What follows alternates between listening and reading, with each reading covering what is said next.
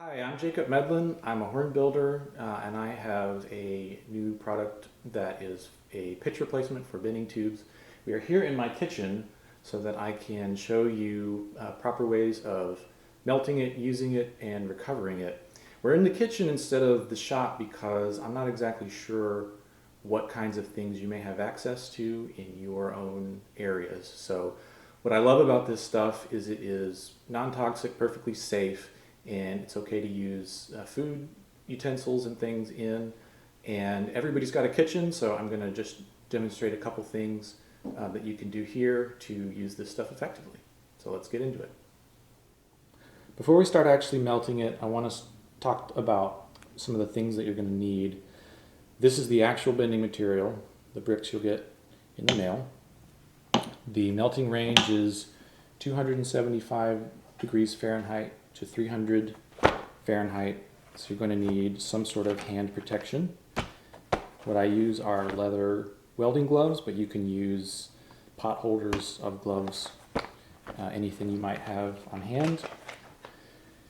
You're going to need something to melt the material in. A Pyrex works just fine. I've also got these beakers with handles. Anything that is microwave and oven safe will be fine. If you don't have a microwave, I'm also going to show you how to melt it in a regular pot, and you would need just a regular pot. You can use the pots that are in your kitchen. Nothing will ruin anything.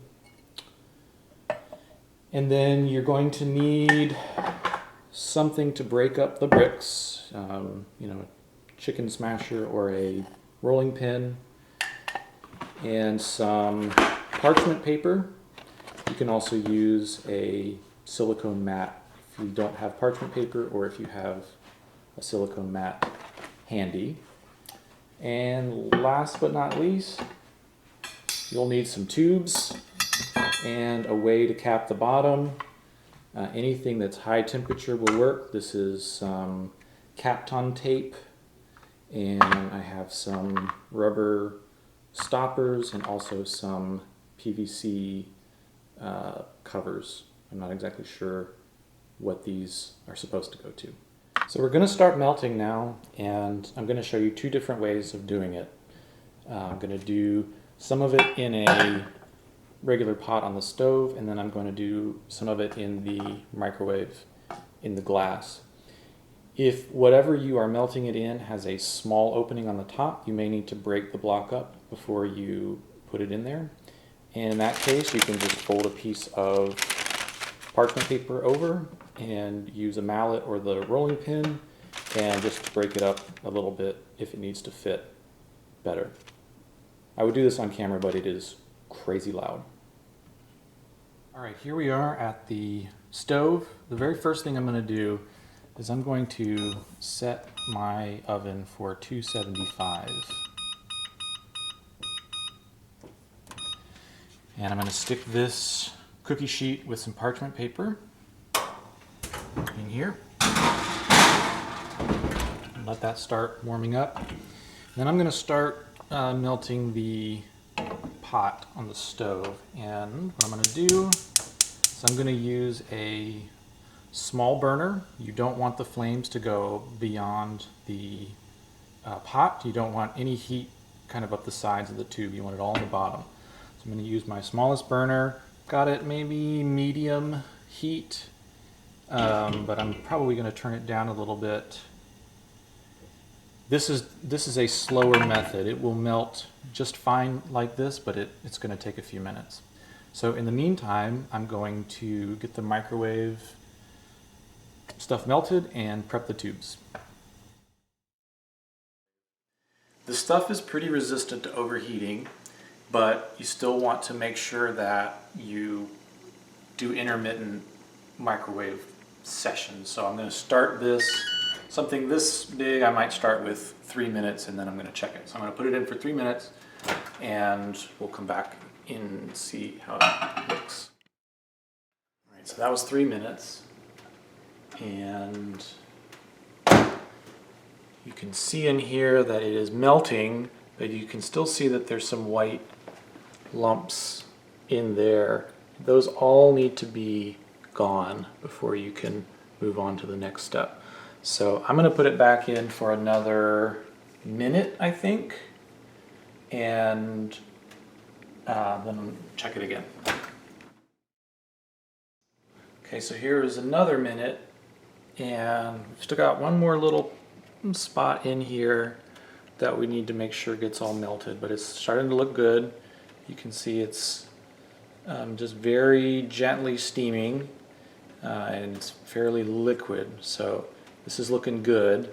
So I'm going to put it in for probably 30-second bursts until this is gone.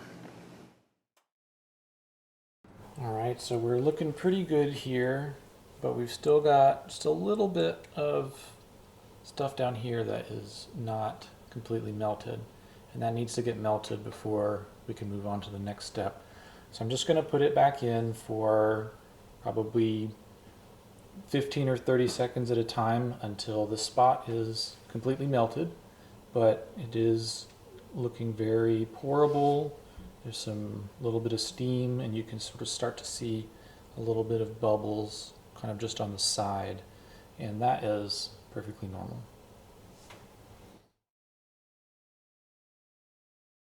Alright, so we are completely melted in here, and one of the things that you'll notice is that I have not stirred this with a tool.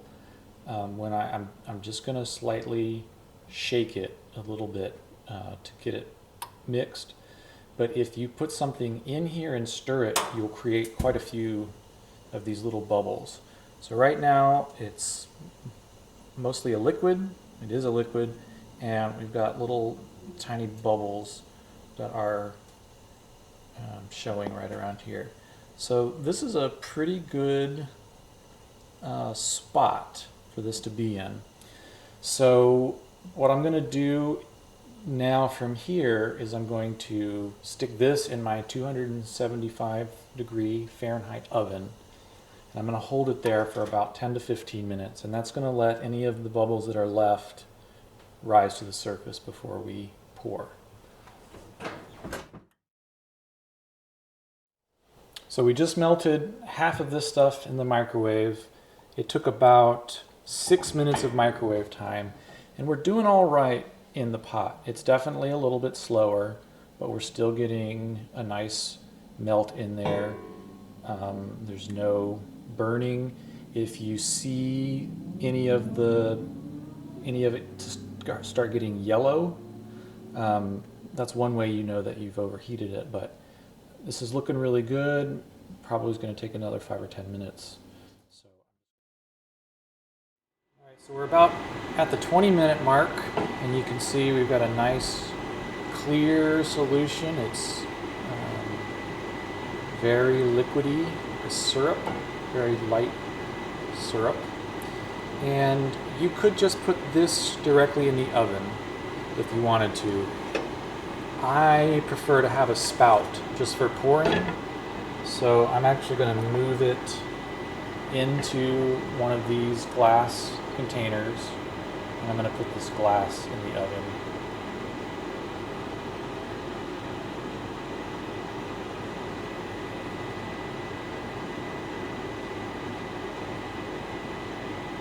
Now you can see that there's some steam and stuff coming off. This is odorless. It doesn't smell like anything.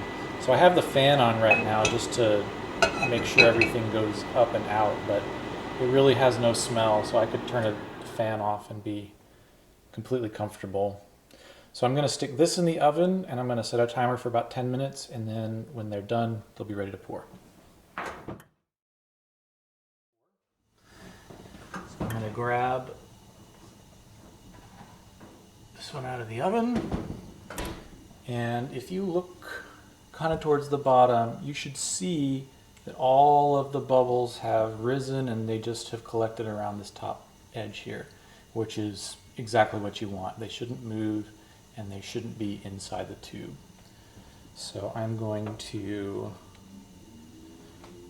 Take the tube, which I have prepped by putting a PVC cap on the end.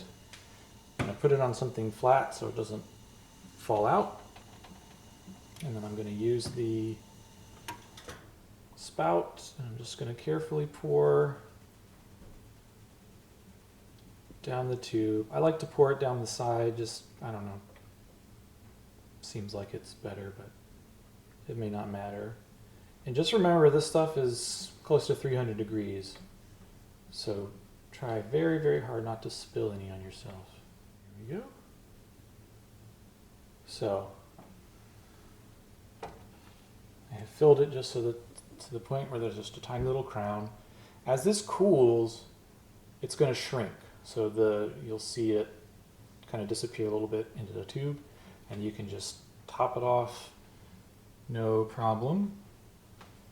Set this up here.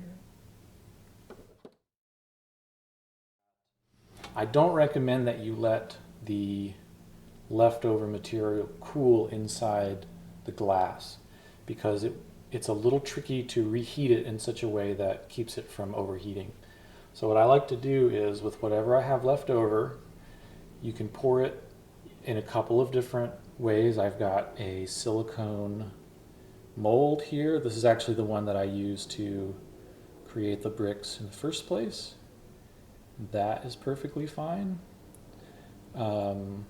This is a silicone muffin liner, and something like that works fine. Probably even a regular paper muffin liner works fine. You can even just sort of pour it out onto a little line on some parchment paper. So you want to try to get as much of it out of the glass as you can. So if you feel like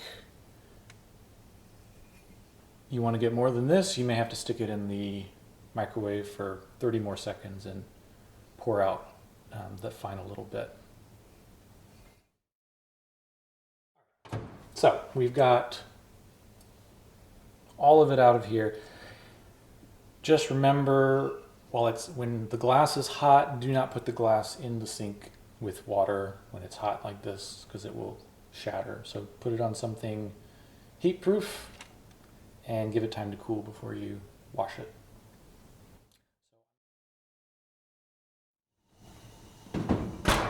Okay, next one's looking good. Same thing, there's no real bubbles on the bottom. It looks clear going through there, no yellowing, so we're good to go. And same thing, we're going to pour carefully.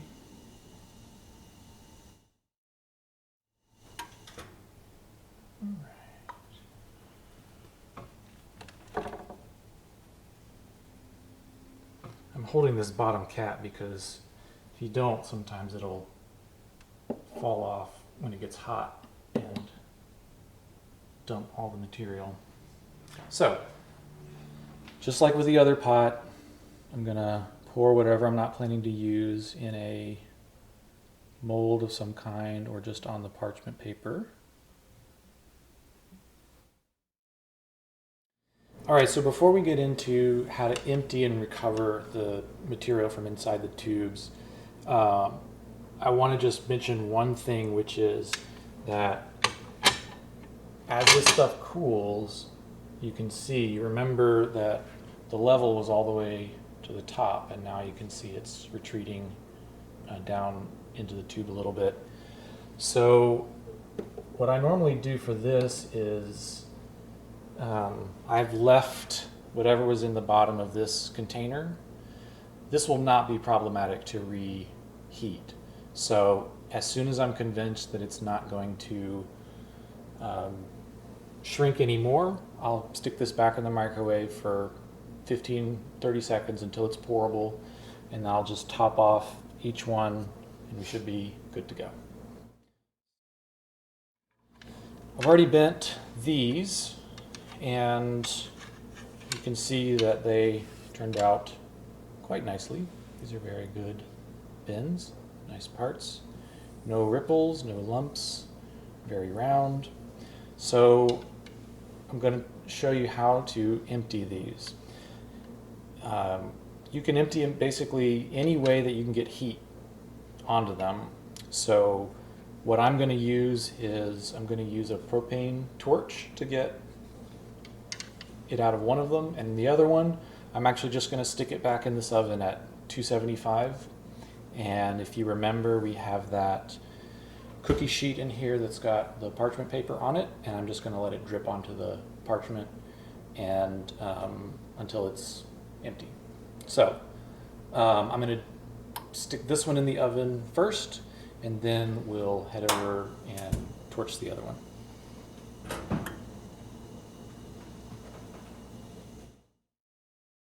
And I'm going to set this up so that it is pointing down and draining onto the parchment.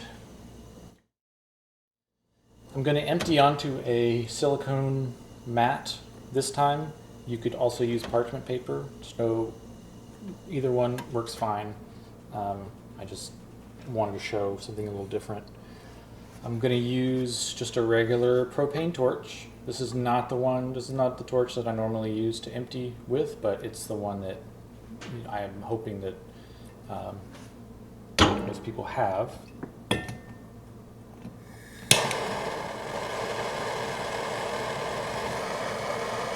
So what I'm going to try to do is heat it out slowly.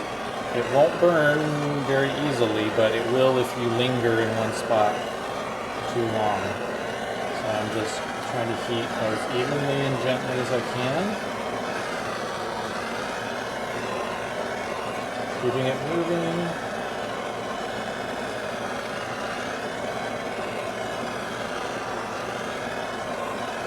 I'm just doing half of it at a time. Now remember that the flowing temperature of this stuff is higher than pitch, for example, so it's going to take a little bit longer to empty than what you might be expecting if you're used to pitch, for example. And again, this steam that's coming out of here is odorless. It does not smell like anything.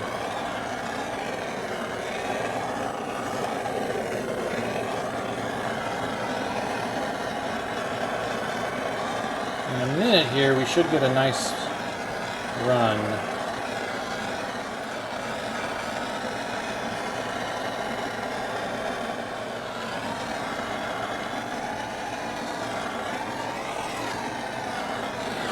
Alright, so I'm going to actually turn it around.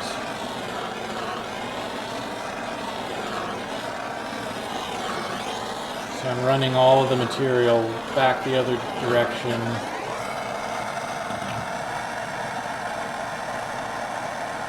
And I'm going to cool off this part up here, and then grab here to empty the other side.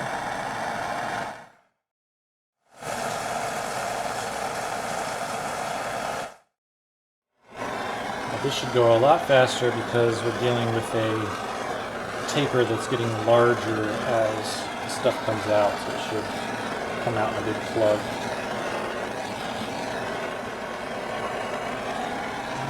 Here we go.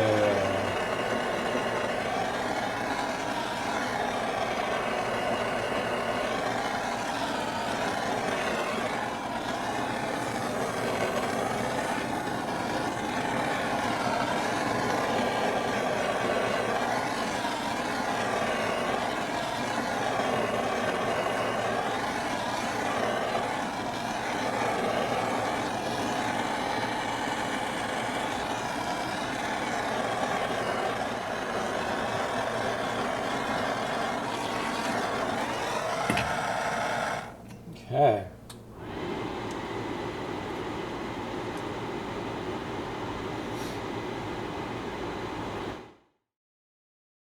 Okay, so it's been about an hour and everything has melted out. So I'm going to pull everything out very carefully and start to clean it up. When you empty the tube out with whatever method you decide, there will still be a little bit of residue inside the tube. But since it is an organic material, it will dissolve in water. So all I've done is run a little bit of hot water in the sink. Doesn't even have to be hot. I'm just going to stick it in here and make sure it gets full. And I've got the glass that I used. Actually, this is the one that I'll clean. The other one I still need. So I'm just going to fill this up. And my pot, same with the pot. Fill that up too.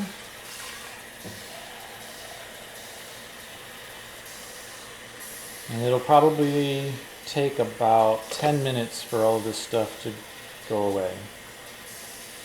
So we'll check back in about 10 minutes and see what we got.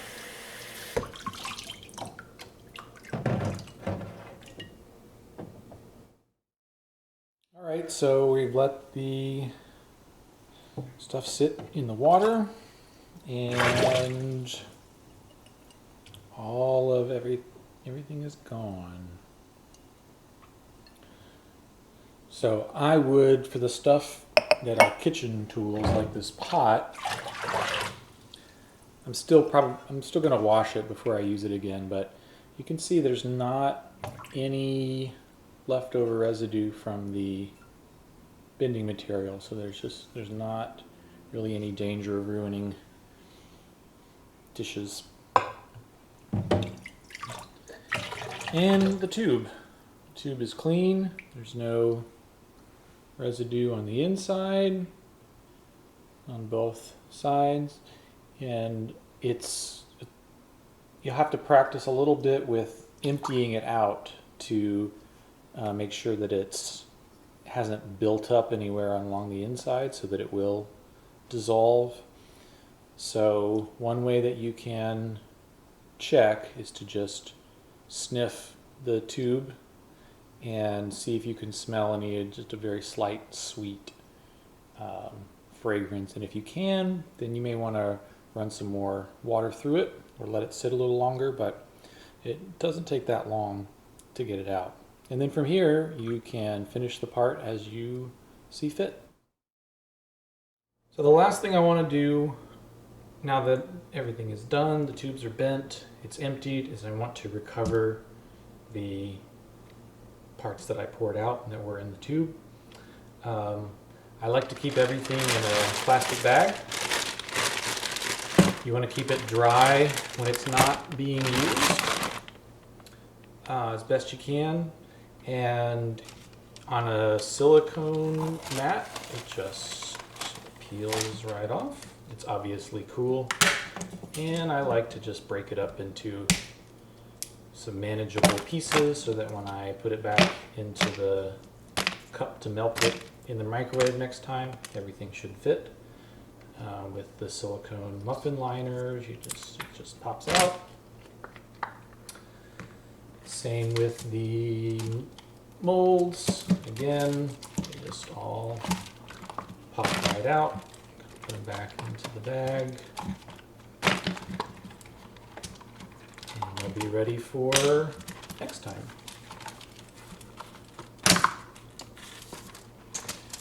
And then finally, parchment paper, same thing. It's already released. Just gonna break it up a little bit and put it in the bag.